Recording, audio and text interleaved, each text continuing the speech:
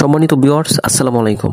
নগদ থেকে অন্য আরেকটা নগদ অ্যাকাউন্টে সম্পূর্ণ ফ্রিতে কিভাবে সেন্ড মানি করবেন সেটা আজকে দেখতে পারবেন। নগদ থেকে নগদে সেন্ড মানি কিভাবে করতে হয় সেটা সবাই আমরা জানি, কিন্তু সমস্যা হচ্ছে সেন্ড মানি করতে গেলে 5 টাকা করে চার্জ কাটে। তো সেই চার্জ ছাড়া ফ্রিতে কিভাবে সেন্ড মানি করবেন সেটা আজকে দেখতে পারবেন। সবার প্রথম হচ্ছে নগদ অ্যাপসে চলে যাবেন, যাওয়ার পর সেন্ড মানি অপশনে একটা ক্লিক দিবেন। তারপর যে নাম্বারে টাকাটা পাঠাতে চাচ্ছেন ওই নাম্বারটা বসাবেন। বসানোর পর আপনি যে টাকা পাঠাতে চাচ্ছেন ওই টাকার পরিমাণটা লিখবেন। তারপর হচ্ছে পরবর্তীতে একটা ক্লিক দিবেন।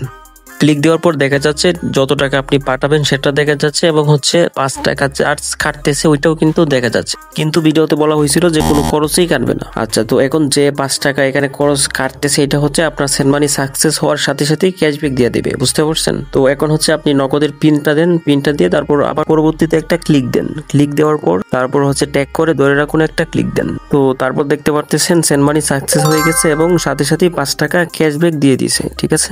আচ্ছা, এখন যদি নগদের লেনদেনের হিস্ট্রি চেক করি তাহলে দেখা যাচ্ছে 137 টাকা সেন্ড মানি করতে 5 টাকা চার্জ কেটেছিল এবং সেটা সাথে সাথেই কিন্তু ক্যাশব্যাক দিয়ে দিয়েছে, ঠিক আছে?